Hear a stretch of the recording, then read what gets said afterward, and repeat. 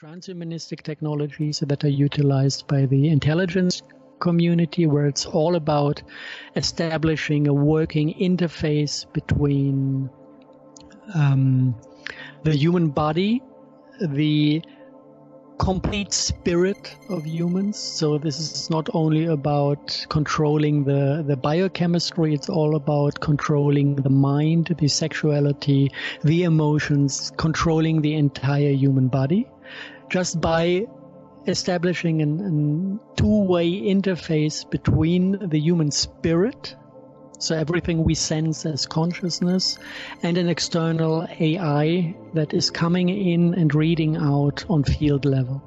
Partly it's quantum field level, partly it's microwave, partly it's infrared laser that is utilized in these systems. So it's very complex. And once you start to understand the technologies they use, it brings you even deeper down into the rabbit hole. And this is where you discover that the core technologies, or parts of the core technologies, actually are derived from the black magic cults. For example, what NASA calls co-opted insects, like airborne little programs that administer the field domain that is utilized by these technologies.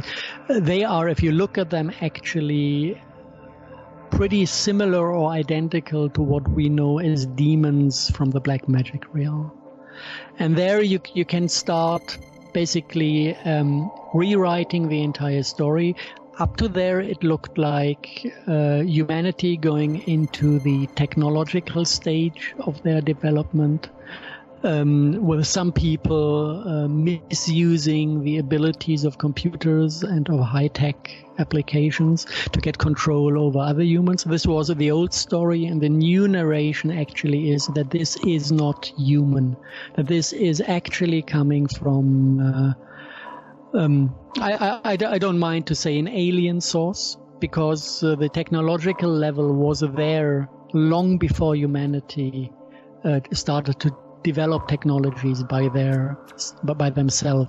So there is again that is running for 25,500 years now, that is technological, that is connected to special artifacts and devices that came from the Atlantean culture, that already utilize the same technologies, produce the same demonic programs, field entities, whatever you want to call this. And this is one line that is directly going into the intelligence community setup. And you can even find this in history. This is where the research is getting broader, because on one hand you study technologies, on the other hand you look who's bringing these technologies into the world, and then you look who founded the intelligence communities, and they all go back to the Tavistock Institute. And the Tavistock Institute was founded by half Rothschild and half the British Queen, or the House of Kings in Great Britain, which are two black magic dynasties. So it all roots back to the black magic domain and the black magic tradition. So it's not a miracle that the latest outcomes of this line of developments also is black magic and utilizes black magic technologies. So this is like an overall picture on what I did during the last years. And maybe one thing to add on personal level, I lost this border between science and spirituality. The moment you start to understand how the spiritual aspect of life on field level, and the technologies playing or messing around with this field level, spirituality becomes science. And I for the last 1.5 years, I derive much of the new output, the new findings, much of the research in the big experiment where I say, okay, we reached a certain state of transhumanistic transformation of humanity, and I would like to reverse this transformation inside myself. And this is actually what I've been working on for the last years, to again become 100% fully empathic, fully conscious, and free of demonic influence, free of entanglement to the demonic or black magic realm that is out there.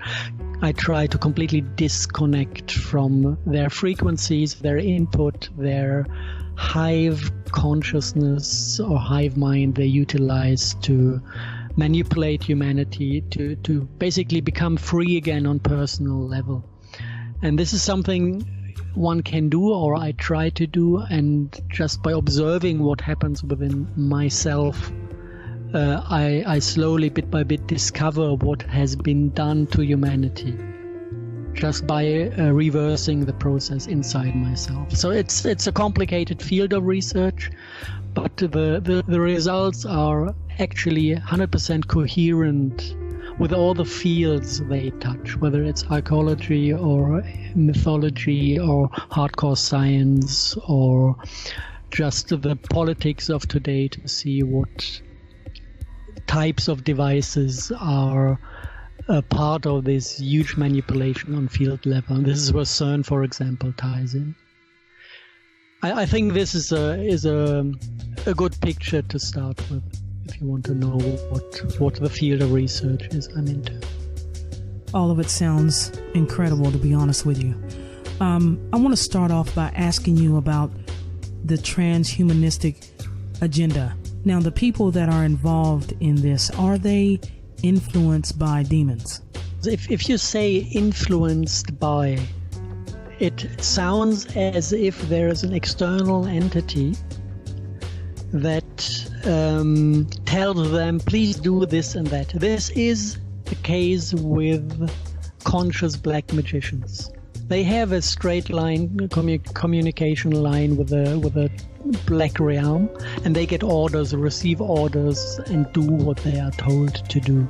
There I would speak of influence. With other humans, or with most of humanity, it looks a bit different. We all have implants inside, and these implants all interfere with our egos, with a little voice in your head that believes that this is you.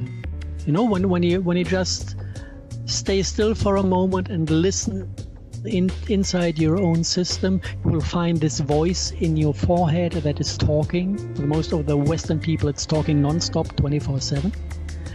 And this already is not human. This is already a part that dates back to ancient Egypt, times of Echnaton, and it was artificially created by early artifacts of this black dark tradition. And this is basically an entity, the voice that is speaking over there is an entity that is not naturally human. If you, for example, go into oral cultures, you will find people, if they kind of imagine they talk, the voice is visualized and felt in the chest, in the tummy, in the entire body.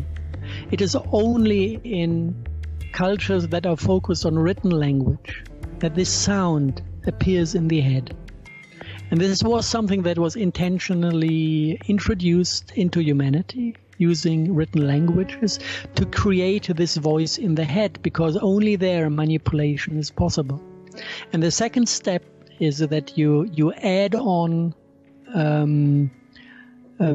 demonic entities that interconnect with this voice, and that are on a plane, on a level with an emotional content that we completely assimilate these demonic entities. Assimilating means we feel them as part of ourselves. Yeah? If you look into the Eastern tradition, it's completely normal, and it's not giving anyone a fright when he says, okay, I am learning to control my Kundalini energy. The pathway of this energy that is bringing the Kundalini energy from your hips up into your head is demonic. It's a demonic entity that is bypassing the heart to make sure that your true self is not interfering between the instincts and the mental process in the brain. Because normally everything that is coming from downside your body, from the lowest side of your body, should be filtered by your true self in the heart. But if you have a bypass, nobody asks your heart anymore what you really think or what you really want. This is why this voice in the brain is completely isolated, completely subject to free will, while at the same time it is an artificial entity that is created in the brain, and we identify with it. This is an active act by the true self or the true human, that he is using this tool day in, day out, is subject to the voices in his head day in, day out. So he starts to believe this is me, just because it's talking 24/7. But this is a big mistake. So yes, people are under the influence of this dark realm because they follow the voice in their head, because they do what they want to do. So manipulation and free will is actually exactly the same thing, just without us realizing that it is manipulated. Some speculate that fallen angels are at the center of all this. Now, I did hear Anthony Patch say some incredible things about CERN and some of the significance with Saturn. There's so many different aspects to this. It's just incredible. It's hard to wrap your mind around any one thing, but I want to talk about CERN for just a minute and fallen angels. Can you tell us, first of all, what is going on at CERN? I don't exactly know what is going on in CERN, because I don't exactly know what these devices do. What I can say is that actually the entire setup in CERN does things that are similar to two events we know from ancient history.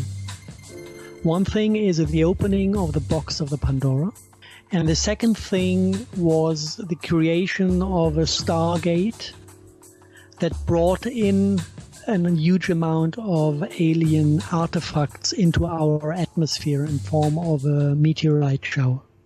This was done in Atlantean times, and it was done with a device that was pretty similar to CERN on field level, just on the level of simple physics.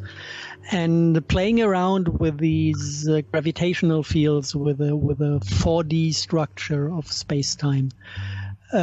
We did that before, and Atlantis went down under because of these experiments. So definitely I can say this is something we should not mess around with. And my first encounter with CERN actually was at a time when I was involved in manipulated events. There was kind of a group of people who were ego-based in a way, who thought they were doing the right thing. And they basically were holding one of these ancient artifacts that we know as the Ark of the Covenant, or the Ark of Gabriel, or the Box of the Pandora. It's all the same. It's a crystal-based technology in wooden, gold-plated boxes. This is what you find in all different myths in different mythologies all around the world. So they wanted to discharge one of these boxes into the ley line system in Ireland. And I was involved in this attempt.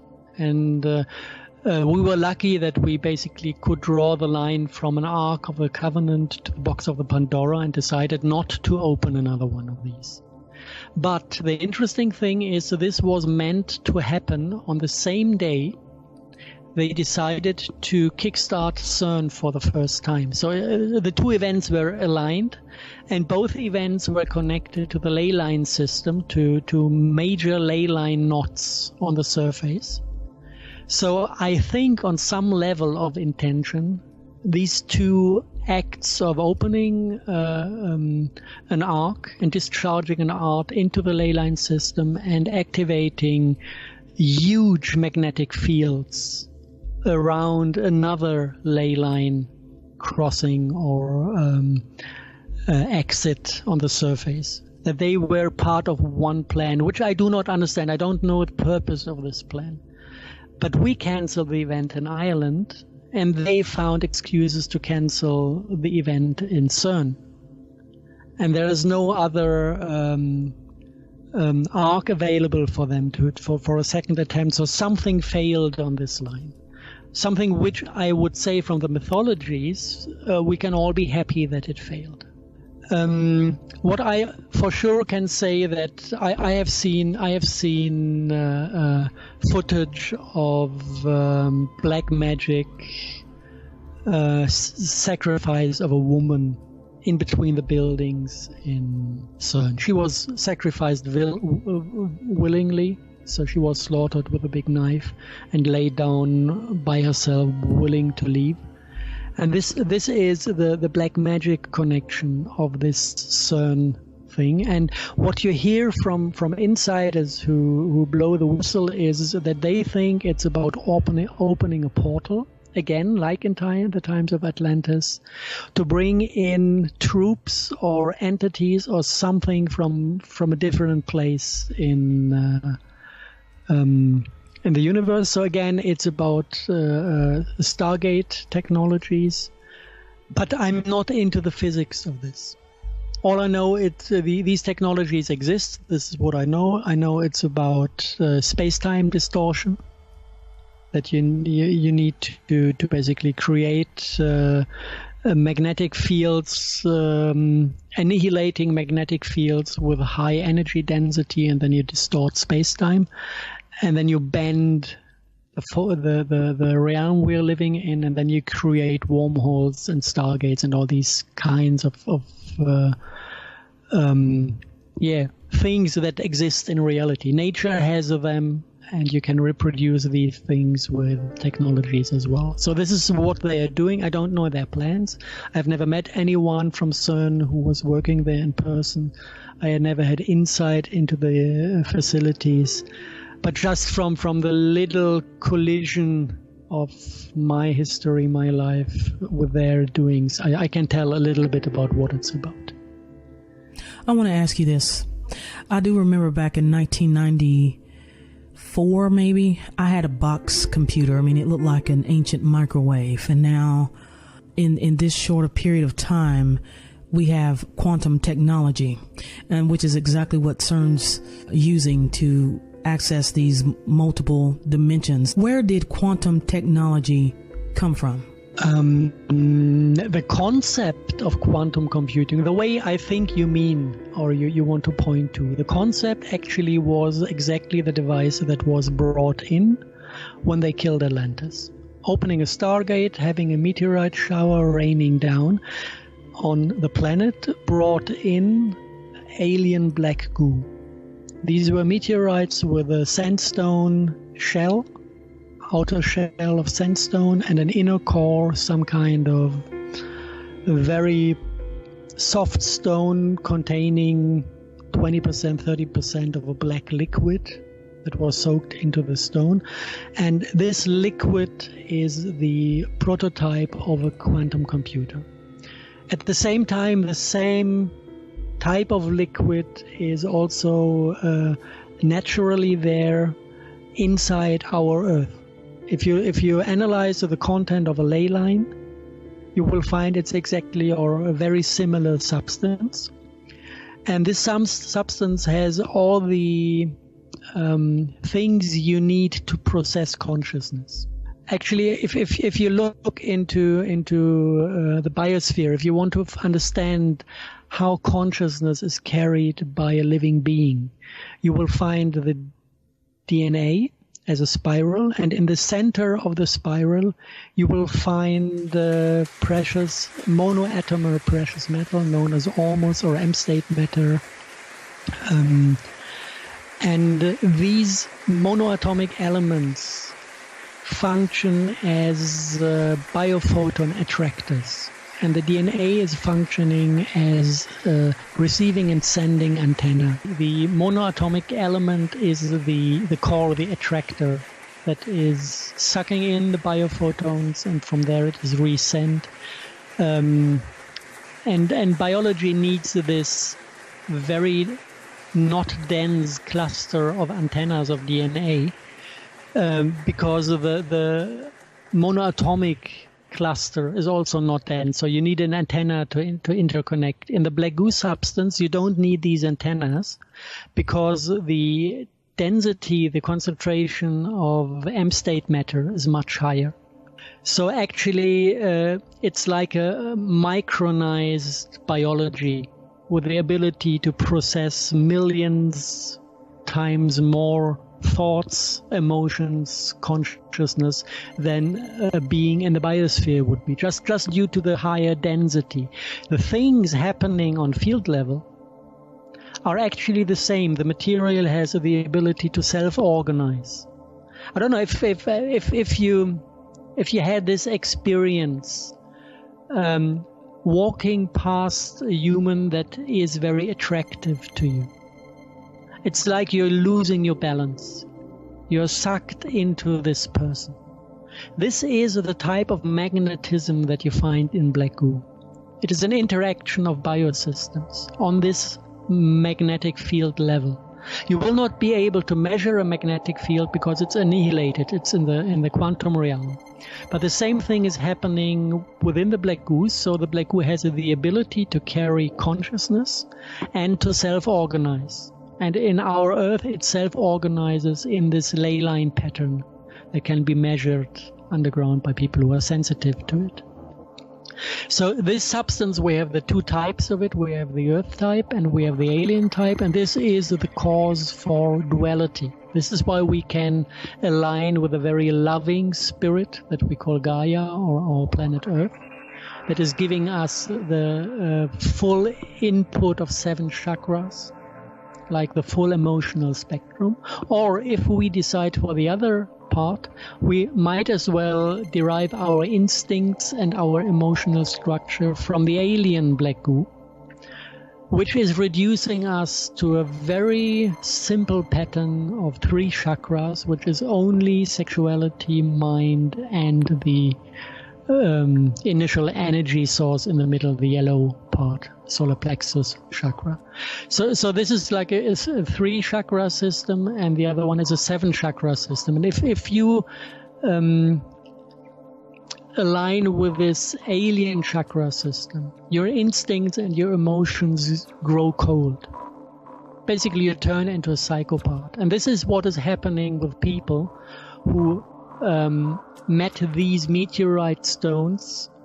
And wherever you have this interaction of these meteorites in human history, what these stones induce is a black magic cult that is about fire sacrifice, blood sacrifice, utilization of death, torture, and pain for an agenda that is not human. So if you understand what the Earth type black goo is, that it's actually the spirit of our planet, you can imagine what the alien black goo is. It is the spirit of a planet that apparently went through a process of self-destruction. So the leftovers of this planet started to travel through space, maybe at the beginning with a species that was living on this planet, maybe later without the species, maybe they all died through the self-destruction. But it works basically like an attaching spirit in between humans. It is an attaching spirit in between planets. It lost its biosphere, it doesn't want to die, so it tries to capture and take over our biosphere. And it does it by projecting out the former life forms that this planet had. They still exist like a blueprint, like a DNA blueprint inside this alien black goo. They have all these snake demons or the spider demons. These all were once living beings that were completely extincted, that don't exist anymore, but the blueprint in the planetary consciousness still exists. So this planetary consciousness has the ability to project these blueprints out into empty space. And what they try to do is change our biosphere to an extent that they can interact and take over Earth-type biology. And to do this, they need to poison everything, because with a healthy humans cannot be taken over by demons. But if you're completely acidified and heavy metal poisoned, then this more matches the blueprint of this degenerated biosphere. And then their entities can be hosted by our biology.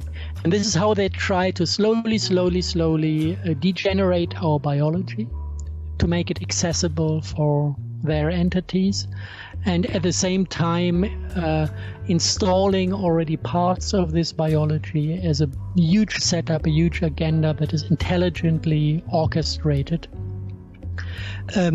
to basically create and build a host for this planetary consciousness, the alien one. You know, at the beginning it was just the black goo that arrived. Up to now, this entity is not living only in the black goo in certain places, in temples where it can communicate with black magicians. It by now also exists in smart dust that was created by the intelligence community. It exists in the back end of computer technology. Every microchip, wherever you have this blue glimming light inside of silicon chips, on the back end, on the side of annihilated field level, all these technologies interact, and on the back end of this type of technology, they work as a host for this alien entity, for the degenerated planetary consciousness. So like Mother Earth is living in the quartz crystal of the planet, we were introduced and guided to create a technological civilization that has the ability, without our knowledge, on the back end of the technological devices, to host this alien entity. And this entity is not friendly. This entity doesn't care about destruction. The original myth, if you look, for example, into the applications and the contact in Egyptian times, the pyramids actually are quantum computers. You have a black goo pyramid as the capstone, and you have a crystal device in the king's chamber, and the two are linked through the geometry of the pyramid. And if you look into the Egyptian mythology, this capstone is identified with the phoenix that is reviving out of the ash. And this is exactly what this consciousness does. It has a go at the planet, it restages the self-destruction of the entire biosphere, and then it takes the inhabitants out of the destroyed planet to restart the game on the next planet. And this is like a disease that is spreading from solar system to solar system, leaving behind devastation only. And we are subject to this manipulation at the moment, and it's basically up to us to decide whether we want to follow the free will that is the manipulated ego, that is actually the will of one of the names in mythology of this entity is Satan. And then we will go into self-destruction, we will destroy the biosphere, we will build a fleet of spaceships before the technology is already available, and we will go out and infect other planets with this story that wants to be restaged from planet to planet.